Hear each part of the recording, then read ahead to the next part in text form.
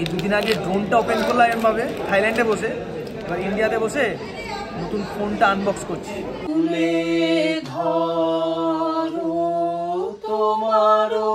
লাখ 22,000 টাকা দাম এই ফ্রিজটার। সর্বনাশ, কি দেখতে রে ভাই ফ্রিজটা। ঐতিহাসিক মুহূর্ত। বাবু রুটি চৌকো হয়ে গেছে। কই দেখি একটু দেখাও, দেখি একটু তুলে। মা এত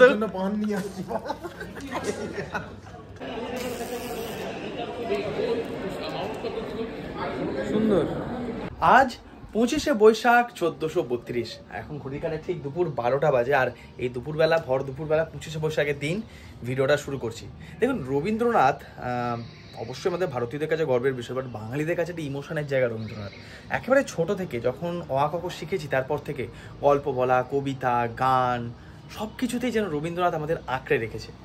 আমরা ছোটবেলায় কত রবীন্দ্রনাথের ছবি সাজিয়ে সব ফুলের মালা দিয়ে স্কুলে যেতাম, গান গাইতাম। আজকে এরকম দেশের এমন অবস্থা, তাতে করে গান তো সবসময় আসে, সে দেশের ভালো অবস্থাতেও আসে, খারাপ অবস্থাতেও আসে। আজকে মনে হচ্ছে গান গাই না। অ্যাকচুয়ালি কি, রবীন্দ্রনাথ যেমন ওই ভালোবাসা, প্রেম, এগুলোর সংকেত। আমাদের দেশের জাতীয় সঙ্গীত তার রচনা, বাংলাদেশের জাতীয় সঙ্গীত তার রচনা। এমনকি যখন 1905 সালে বঙ্গভঙ্গ আন্দোলন হয়, দুই বাংলা যখন মানে ভেঙে দেওয়ার চেষ্টা করছে ব্রিটিশরা, সেই বঙ্গভঙ্গ আন্দোলন কিন্তু রবীন্দ্রনাথ ঠাকুরের সেই রাখি পরানো, মায়ের দেওয়া মোটা কাপড় মাথায় তুলে নেড়ে ভাই, এগুলোও কিন্তু আমাদের স্বাধীনতা আন্দোলনের অঙ্গাঙ্গিভাবে অংশ। আগুনের পরশমণি ছোঁয়াও প্রাণে, এ জীবন পূর্ণ করো, এ জীবন পূর্ণ করো,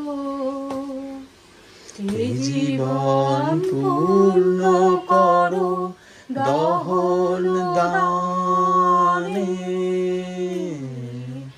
আগুনের পরশমণি ছোঁয়াও প্রাণে, আমার এই দেহ খানি তুলে ধরো, তোমার ওই দেবালয়ে প্রদীপ জ্বালো। না, অনেক কবিতা করতাম, যেমন ধর আজি এ প্রভাতে রবির কর, কেমনে পশিল প্রাণের পর, কেমনে পশিল গুহার আধারে প্রভাত পাখির গান, না জানি কেন রে এতদিন পরে জাগিয়া উঠেছে পরাণ, ওরে উথলি উঠেছে বাড়ি। প্রতিদিনই রবীন্দ্রসঙ্গীত। এই যে যত প্রাইজ দেখছেন না, এর মধ্যে কিন্তু গানেরও অনেক প্রাইজ আছে আমাদের। হ্যাঁ, অনেক বেশিরভাগ গল্পের। হ্যাঁ, আমরা কিন্তু মানে দাদা তবলা বাজাতো, আমি গান শিখতাম, দাদা তবলা ভালো শিখতো। ছবিটা, বড় ছবিটা ওই বাড়িতে চলে গেছে। তো ছোট থেকে আমাদের এই যে একটা মানে চর্চা, গানের চর্চা, সঙ্গীত চর্চা আর কি আমাদের বাড়িতে। এখন তো আর সেসব কোনো পার্ট নেই। মা খুব সুন্দর আগে ছোট মানে অনেক আগের কথা বলছে, অনেক বছর। হ্যাঁ, আমি আগে গান গাইতাম, তারপর আমার গলা এখন হেরে গলা হয়ে গেছে। যাই হোক, তো সেই দিনগুলো মনে পড়ে যায়, কত গান। তো সেই ওই গানটা, বড় আশা করে এসেছি গো কাছে ডেকে নাও, ফিরায়ো না জননী, বড় আশা করে এসেছি গো কাছে ডেকে নাও, দিনহীনে কিছু চাহি না, তুমি তারে রাখিবে জানি গো। অবস্থা না খুব খারাপ। কাল সারা রাত ঘুমাতে পারিনি। আমি জানি আমার মতন অনেকেই কাল সারা রাত জেগেছিলেন, ভারতীয় আর্ম ফোর্সেসের সঙ্গে মেন্টালিভাবে তারা সাপোর্ট করছেন। কারণ আমরা তো গিয়ে যুদ্ধ করতে পারবো না ভাবে, আমরা সঙ্গে রয়েছি প্রত্যেকটা ভারতীয় সেনা, তারা যেন প্রত্যেকে সুরক্ষিত থাকেন, এটাই এখন প্রার্থনা। তবে আজকে এখন চান টান করে একেবারে রেডি হয়ে গিয়েছি। আমাদের আগে থেকেই প্ল্যানটা হয়েছিল যে আজকে যেহেতু ছুটি ব্যাংকের রবীন্দ্র জয়ন্তী উপলক্ষে, তো আমরা একটু ঘুরতে যাব, খেতে যাব। আমরা বলতে আমি, ভিক্টর আর বিতান। আমি ভিক্টর প্রায় দেখা সাক্ষাৎ হলেও বিতানের সময় দেখা খুব একটা হয় না আমাদের এখন আর, কারণ বিতান ব্যাংকে কাজ করে, তারপর সোদপুরে, তো রেগুলার যাতায়াত, ব্যাংকে ছুটিও কম, খাটনি অনেক বেশি। তো সেই কারণে একটা ছুটির দিন পাওয়া গেছে, তো আগে থেকে প্ল্যানটা করা ছিল, তাই মনটা খারাপ থাকলেও আজকে যেতে হচ্ছে আমাদের। তারপর তো আমরা আমি রেডি হয়ে গেছি, চান টান করে 1 নাগাদ আমরা বেরোবো। দেখি, এই গরম মারাত্মক, বাইরে গরম, অবস্থাটা দেখুন, মনে হচ্ছে না পুরো লু বইছে। আমি একা পাগল নয়, দেখুন আরেকজন পাগলকে পেয়ে গেছি। শুনতে পাওয়া যাচ্ছে না? মাস্ক পরেছিস কেন গরমে আবার? Hello guys.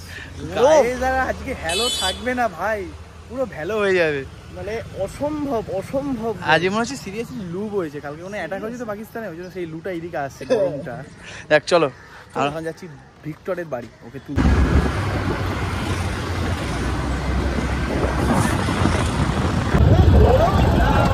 কেমন ঠান্ডা, কেমন ভাই ঠান্ডা কেমন?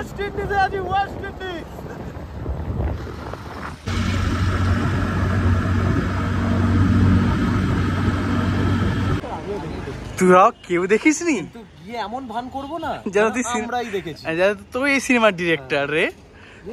যাই হোক, এই গরমের মধ্যে পুরো একদম মরুভূমিতে উটগুলো যেমন চলে চলে মরুভূমিতে চলে চলে করে, তেমন আমাদের হচ্ছে অবস্থা। ওটা গা পুড়ে গেছে দেখে দেখে আমি আজ পরে এসেছি হাফ হাতা জামা। আর এই যে সল্টলেকের সপ্তবীতে আমরা চলে এসেছি আজ খেতে। সপ্তবীটা কি বিধান? ওর কথা হচ্ছে বাঙালি রেস্টুরেন্ট। যাই হোক চলুন, সুন্দর সাজিয়েছে কিন্তু ভাই। পুরো সিনেমা, পুরো রেস্টুরেন্টটা তৈরি হয়েছে পুরো থিম দিয়ে। আবার আসিব ফিরে সপ্তপদী রান্না করে। হ্যাঁ, এইদিকে কি লেখা আছে? ও এইদিকে কোথায়? সপ্তপদী। এই পথ যদি না শেষ হয় ভাই, পথ যদি না শেষ হয় তাহলে কি হবে? না না, বিতানের একটা দারুণ স্বভাব। কি ভাই বিতান হচ্ছে গাড়ি থেকে যখন চালাতে যাবে, গাড়ি থেকে নামে তখন মোটামুটি 15 মিনিট লাগে। গাড়িটাকে মোছে, নিজের মুখটাকে মোছে, চুলটাকে আঁচড়ায়। চল ভাই চল। আচ্ছা আমি যদি গিয়ে বলি শুধু জুস খাবো, তাহলে আমাকে শুধু জুস দেবে? চলুন যাই। নিচের পোর্শনটা কিন্তু হচ্ছে, বিশ্বাস করুন সামনে দিয়ে গেছে দু ধরনের ওয়েলকাম ড্রিঙ্ক। ওয়েলকাম ড্রিঙ্ক এগুলো থেকে যতটা শান্তি হচ্ছে, তার থেকে শান্তি হচ্ছে এই সুন্দর একটা অ্যাম্বিয়েন্সে কোনো দিনে গান শুনতে হচ্ছে, এসিতে বসে গেছে আমাদের এখানে যে টোটাল যে বুফে মেনু রয়েছে। নিচের পোর্শনটা হচ্ছে আলাকাট সেকশন, উপরে এলাম আমরা, ওটা হচ্ছে পুরো বুফে সেকশন আপনাদের দেখাচ্ছি।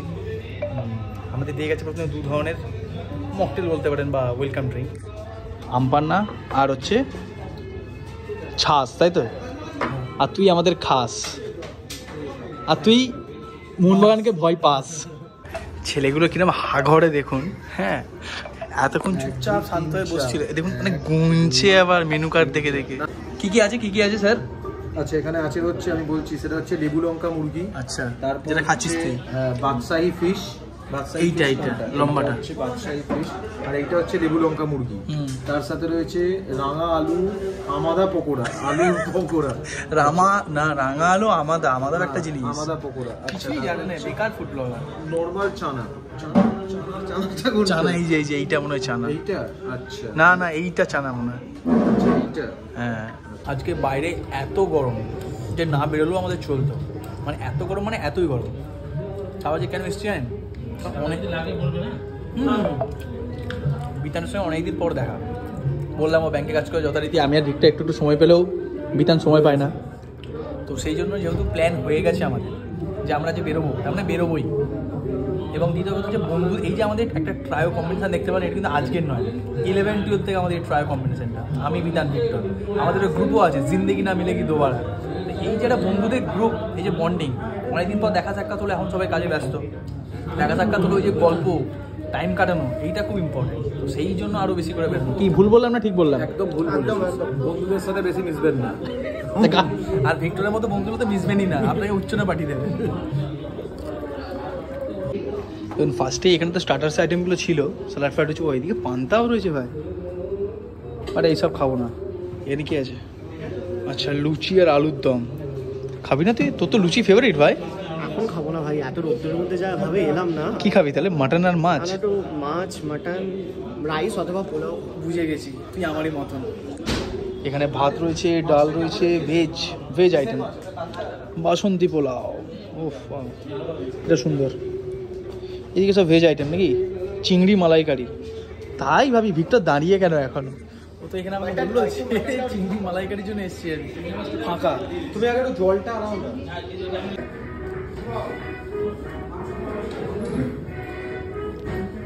হেভি না? তোর মধ্যে কিন্তু ব্যাপার আছে জানিস তো, ফুড ব্লগার হওয়া তোর মধ্যে একটা ব্যাপার আছে। মানে তোর খাওয়া দাওয়া দেখলেই বুঝি তুই একটা ফুড ব্লগার। না কি বলবো, পোলাও অসাধারণ। বিধান খাওয়া দাওয়া কেমন? এখন অব্দি শুধু ডাল ভাত আর মাছটাই খেয়েছি। ডাল মুসুর।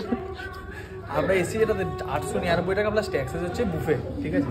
কি নিয়েছি আপনাদের দেখা, আরও সব ভেজ আইটেম ছিল, সব নিয়ে ভাত নিয়েছি, ডাল নিয়েছি, আলু ভাজা নিয়েছি, এখানে ওটা কাতলা মাছ না, দই কাতলা তাই তো, আর এখানে বাসন্তী পোলাও, মাটন আর চিকেন, চিংড়ি আছে, চিংড়িটাও নেবো, মিষ্টি মিষ্টি সবই আছে, আপনাদের দেখাবো কী কী রয়েছে।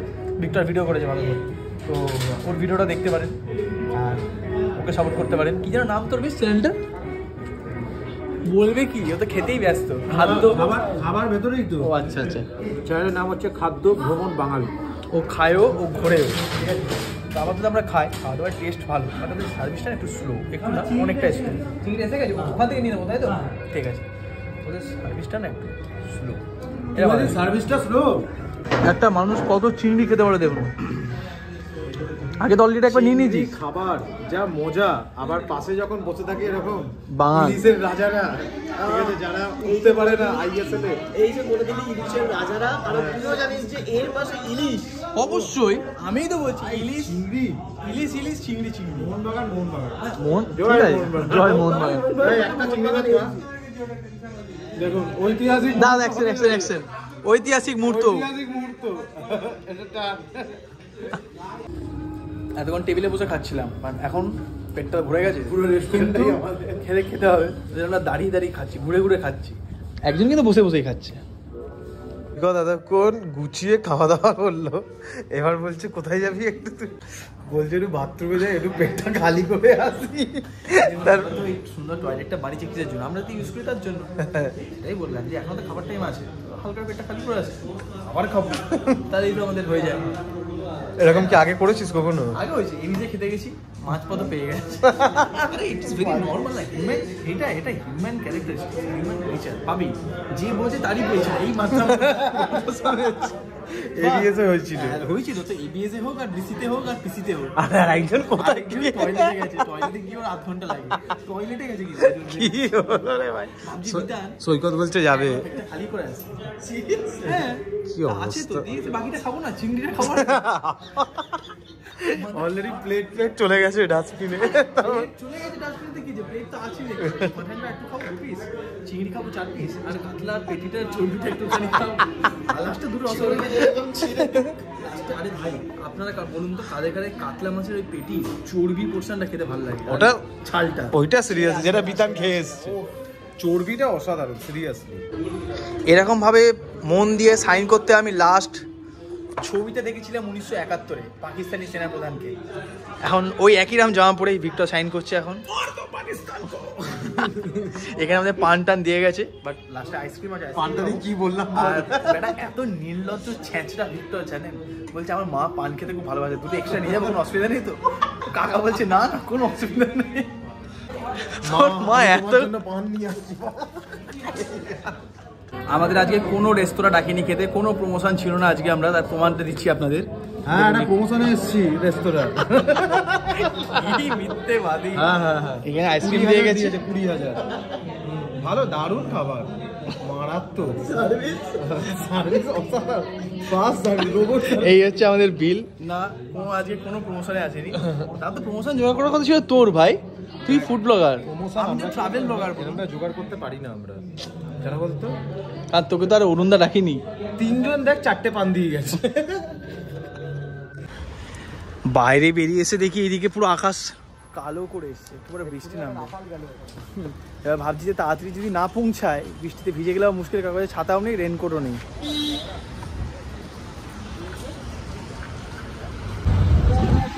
চলুন বাড়ি যাই, এবার বাড়ি গিয়ে একটা ঘুম দিতে হবে ছোট্ট করে। এখন ঘড়ির কাটায় সন্ধ্যেবেলা 7:30 বাজছে।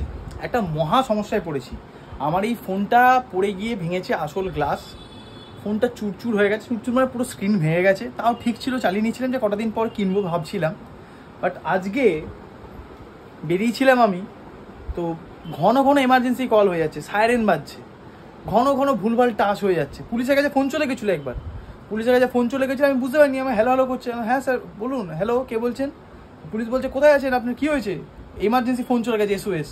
হ্যালো আমার তো কিছু হয়নি, বলছে আপনার তরফ থেকে এখানে ফোন এসছে, তারপর দিলেন যে আমার ফোন চলে গেছে পুলিশের কাছে। পুলিশ আবার আমাকে বকে দিল, পুলিশ বলছে হ্যাঁ ইয়ার্কি মারছেন, এরম ফোন করছেন দুমদাম। আলাম স্যার ইয়ার্কি মারিনি স্যার, আমার ফোনটা এরকম খারাপ হয়ে গেছে, তো এরকম ভুলভাল ফোন চলে যাচ্ছে, আমি কিছু জানিই না। তো বাপিকে বাড়িতে এসে বললাম যে তাহলে চলো ফোনটা কিনে আনি, ফোনটা এরকম বারবার ফোন চলে যাচ্ছে। তো বাবা বললো ঠিক আছে চল দেখি। তো ফোন দেখেছি একটা, মানে ভাবুন আমি জানি না পুলিশের কাছে ফোন চলে গেছে, পুলিশ ধরে আমাকে বকে দিল যে হ্যাঁ ইয়ার্কি মারছেন, বলছে হ্যাঁ আরেকবার ওই জন্য এসেছিল দুবেলা ফোন, আমি সেটাও জানি না। আর যে হ্যাঁ স্যার সরি, বলছে ফোনটা ফেলে দাও, আর হ্যাঁ স্যার টাকা পয়সা কম আছে তো ফোনটা দেখছি ফেলে দিচ্ছি। ও তাও দিলাম যে S24 থেকে ভিভো এটার ভালো ক্যামেরাটা। কিছু আপনির সামনে প্রথমে যাবো আমরা ভিভো স্টোরে, ভিভো এক্সপিরিয়েন্স স্টোর রয়েছে তো সেখানেই যাবো আর কি ফার্স্টে, তারপর ওইটা না হলে আরে তো ফোনে ভিডিও হচ্ছে, আচ্ছা ঠিক আছে বন্ধ করে দিচ্ছি। তারপর যদি না পোষায় তখন আমরা রিলায়েন্স ডিজিটাল বা ক্রোমাতে যাবো আর কি। কিসের জন্য লোক বেশি বসে আছে? বাপিও সেরা বলছে ঠান্ডাতে ভেতরটা ওই জন্য বেশি লোক এসে বসে আছে। কোথায় কোথায়?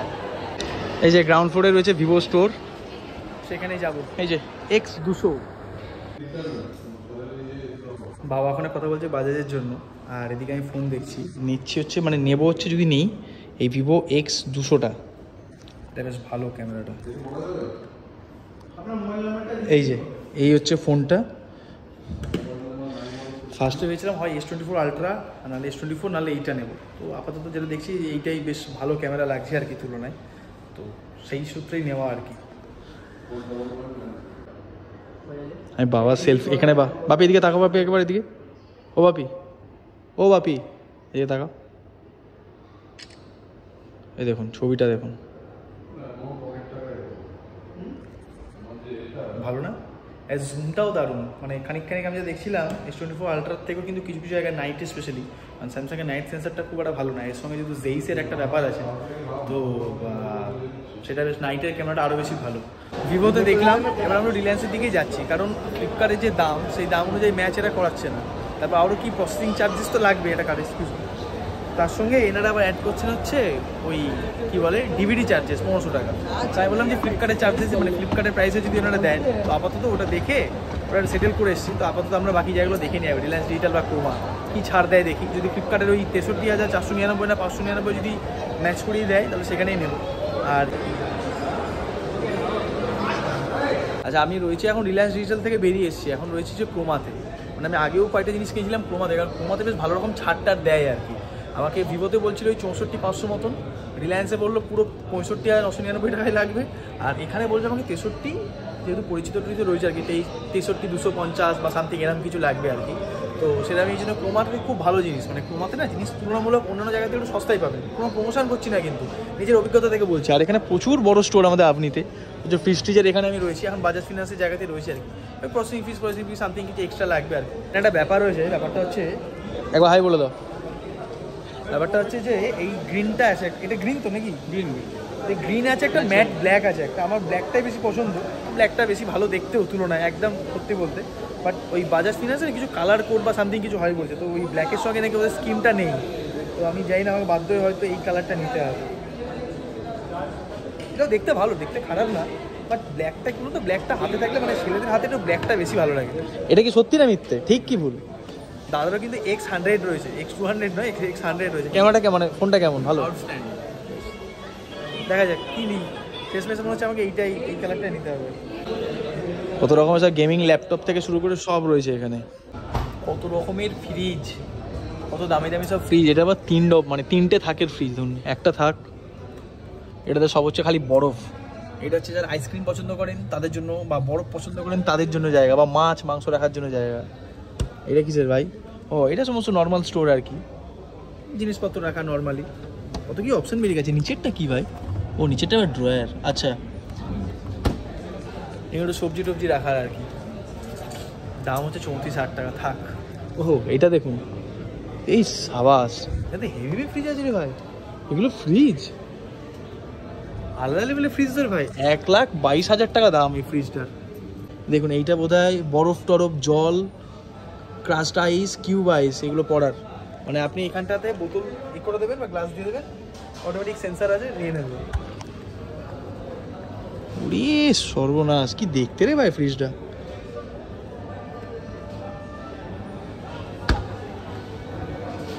ওরে সর্বনাশ, কি সুন্দর দেখুন এই ফ্রিজটা।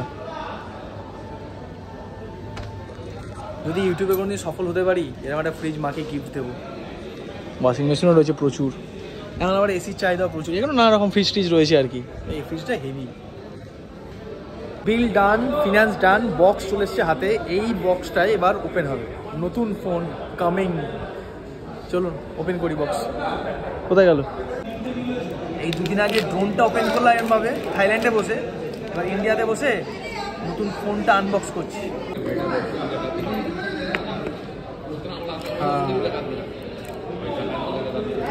পিছন দিয়ে, সামনে দিয়ে, সামনে যদিও ব্ল্যাক বাট তাও ঠিক আছে। এটা কি সামনে দিয়ে? সামনে দিয়ে, হ্যাঁ। না না, এটা না, এইটা এইটা এইটা। আচ্ছা, এখান থেকে টানলেই খুলবে। সুন্দর। নাম পার্থদা। দাদা পার্থ, আমি সারথি, বাট থ্যাংক ইউ দাদা, জায়গা অন হয়ে গেছে। ঠিক আছে, আর লাগবে না, থ্যাংক ইউ। এই হচ্ছে নতুন মোবাইলটা আর কি। তো ভাবছি একটা শর্ট, এরপরে শর্ট যা দেখবেন আজকের ভিডিওটার এই ফোনটা থেকে নেবো নাকি দেখবো, টেস্ট করে একবার কেমন কোয়ালিটি। রেডি, 3, 2, 1। আচ্ছা, এখন যেটা দেখছেন ভিডিও আমার কিন্তু নতুন ভিভো X200 থেকে ভিডিও। জানি না কোয়ালিটি কেমন আসছে, আমার কিন্তু জানান। এই যে আমার আইফোনটা এখানে। আইফোনের সঙ্গে ভিডিও কম্পারিজন কারোর হয় না অ্যাকচুয়ালি, বাট স্টিল নতুন ফোনে ভাবলাম ভিডিওটা করি, কেমন কোয়ালিটি লাগছে দেখি। ভালোই লাগছে। কেমন লাগছে ফোনটা? ভালো হয়েছে কি? হ্যাঁ,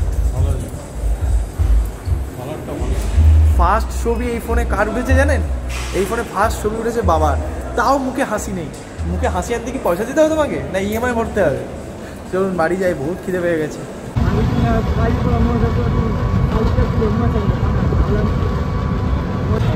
এটা কোন ঠাকুর ভাসান যাচ্ছে? অন্নপূর্ণা নাকি? ঘোড়া আছে মানে? ও শীতলা পুজো। এই যে সবাই মিলে নতুন একটা অতিথি এসছে বাড়িতে। ওয়েলকাম জানাও। এই উলু দাও। উলু কিং কে বলছে উলু দিতে পারি না, শিখিয়ে দেবো তোমাকে উলু দেওয়া। উলু কিং কেমন আছে ফোনটা দেখে নাও। সব ঠিক আছে। মাথা খারাপ তো আমারও হচ্ছে। স্যামসাং থেকে ভিভো কেন? আরে দেখি না, খুলিস না। দেখি কি রান্না করছো দেখি। সবসময় লক্ষ্মী চুল খুলে খুলে রাখে। হ্যাঁ, এত কি আছে? তুমি আমার ফেভারিট জিনিসটা রান্না করছো, সেনসিটিভ জিনিসের হাত দিয়েছো কিন্তু, ঠিক আছে?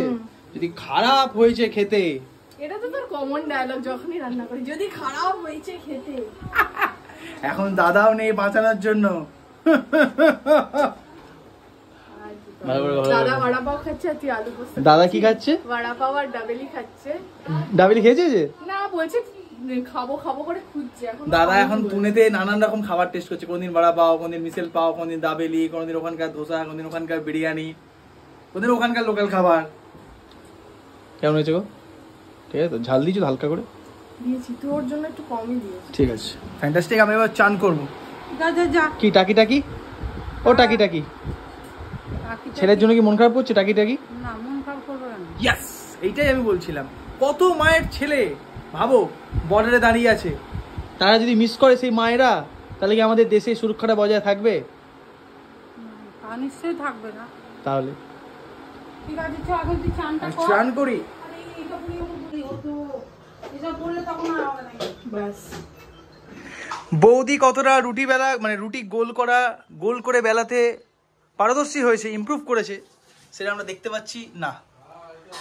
আজকে এ গ্রেড দিলাম। ভালো হয়েছে সুন্দর। এই প্রথম দেখো, তোমাকে ভালো বলেছি। ভাবো আজ মনটা খুশ আছে তো, ওই জন্য ভালো বলে দিয়েছি। ফোন কিনে কিন্তু এটাতে কি হলো, এটা তো চৌকো হয়ে গেল। একটা চৌকো কি খাবি, কি করবি? চৌকো হয়ে গেছে। ভাবো রুটি চৌকো হয়ে গেছে। কই দেখি একটু দেখাও, তুলে দেখাও। না গোল গুলো হয়েছে, ওই করেছে। এইটা কি হয়েছে? ওটা হয়ে যাবে, এই দিকটা গোল করো, এটা হয়ে যাবে। এটা যথারীতি আবারও আমি ভিডিওটা এন্ড করতে ভুলে গেছি।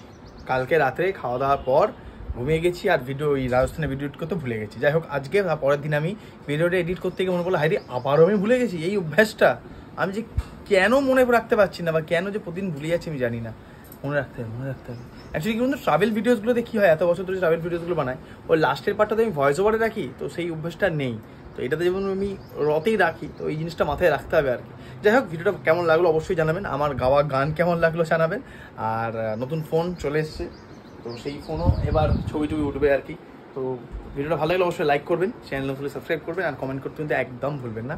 চলুন দেখা হচ্ছে নতুন একটা ভিডিওতে আগামীকাল। ভালো থাকবেন, সুস্থ থাকবেন আর সাবধানে থাকবেন। চলুন টাটা।